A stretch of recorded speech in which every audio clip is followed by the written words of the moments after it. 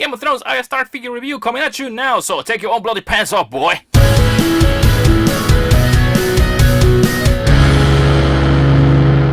Thanks for tuning in, Geeks and Toy fans. I'm Hunter Knight coming at you with another video review.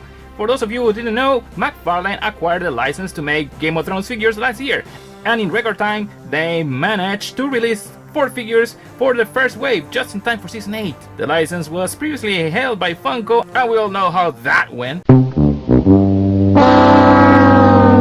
Now, in order to comply with the law, I have to disclose that this figure was sent to me by Big Bad Toy Store. Big Bad Toy Store features hundreds of pre-orders with no money down. You can also take advantage of their pilot loot feature, which lets you accumulate your orders as they arrive. And once you're ready, they all ship for a flat $4. The great thing is that Big Bad Toy Store let me say whatever the hell I want about the figures without having to be beholden to any toy company. Thank you, Big Bad Toy Store, for making this review possible. Arya Stark comes in the standard clamshell packaging, which can only be opened by cutting it. On the front of the packaging, you can see the figure fully displayed within with all of her accessories and the Game of Thrones logo on the bottom. On the side of the packaging, her house sigil along with a legal age disclaimer for the show. And on the back, you have to tilt the packaging to see all the figures included in this wave, including Viserion. There's a drone coming too. There are no bios or anything. Just do it! And here she is, little Arya.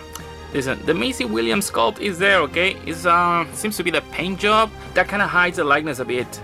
As you can see, it's not photoreal. McFarlane is using the old school paint, but it's okay, it's okay. I dig it.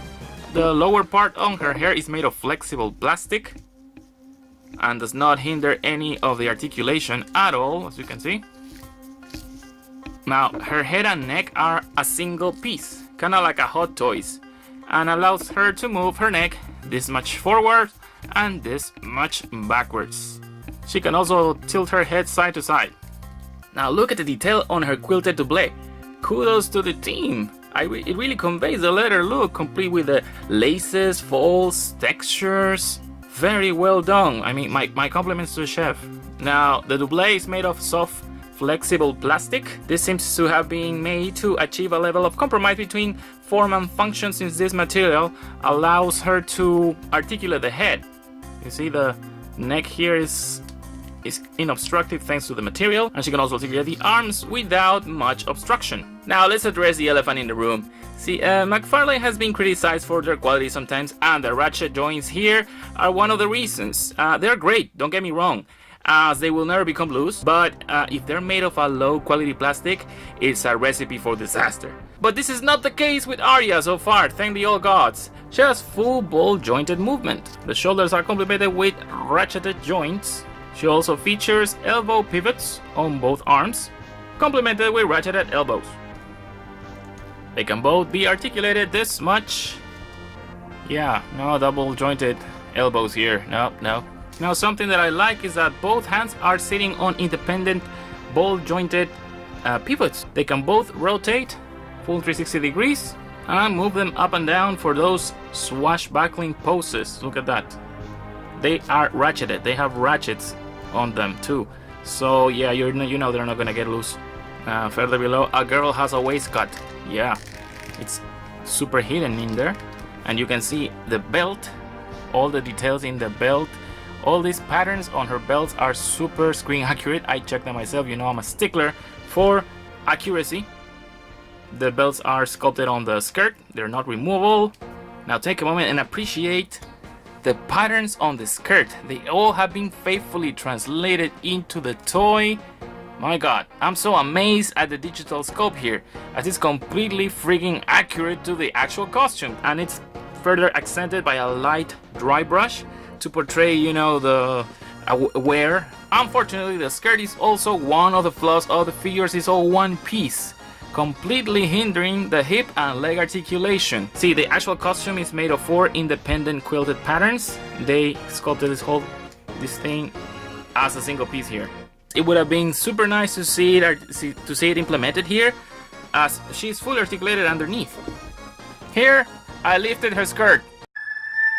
FBI, open up! You can see she has full movement and she can articulate her legs at a 90-degree angle, and she has also ratcheted hinges on the sides. Yeah, sometimes these legs can pop. Yeah, but they can be easily reattached.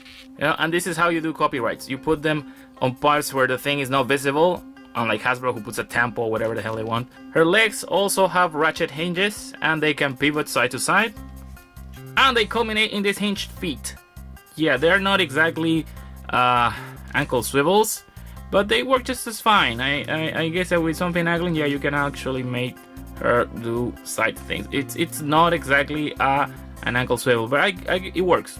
In the accessories department, Arya comes with her trusty sword needle, which is cast in hard plastic. Yeah, it's a bit brittle, be careful. It's been detailed with a gold guard and a nice pommel, yeah. Now for comparison, there is needle with her 2014 counterpart, the one that came with the Arya figure from Funko. You can see one is a bit shorter than the other one, yeah. But the guard on this one, on the Funko one, is much more accurate to the show. So, incredible, the Funko one is much more screen accurate. Her second accessory is the Valyrian Steel Dagger given to her by her brother Bran. It's also made of hard ABS plastic and is nicely detailed with gold, black and red trimmings. Be careful because it kinda looks delicate. She can hold both securely on either hand, but unfortunately she cannot store them on her belt like she does in the show. Yeah, that's a bummer, but yeah, still. And finally, she includes this neat stand engraved with the Game of Thrones logo. And finally, for comparison, here she is alongside her younger self, the one made by Funko in 2014. You can see they scaled perfectly, because this was Arya as a child, and now there she is all grown up. Furthermore, there she is alongside the Bloody Hound, and next to Brienne of Tarth, both from Funko. I guess it's now Sir Brienne of Tarth. And finally, next to the Mythic Legion's female knight, the Marvel Legends Black Knight, and Kira from the Black series. Arya Stark is a great figure both in sculpt and execution, and it's a welcome addition to my Game of Thrones collection. She's available now at major retailers, but why waste time hunting when you can get her delivered right to your door with Big Bad Toy Store? You can get her and the rest of the Game of Thrones figures by clicking that link in the description.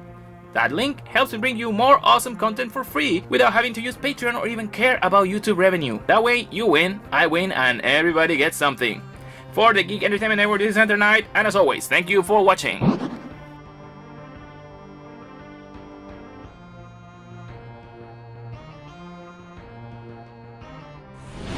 Impressive. I think I like it like that. Okay.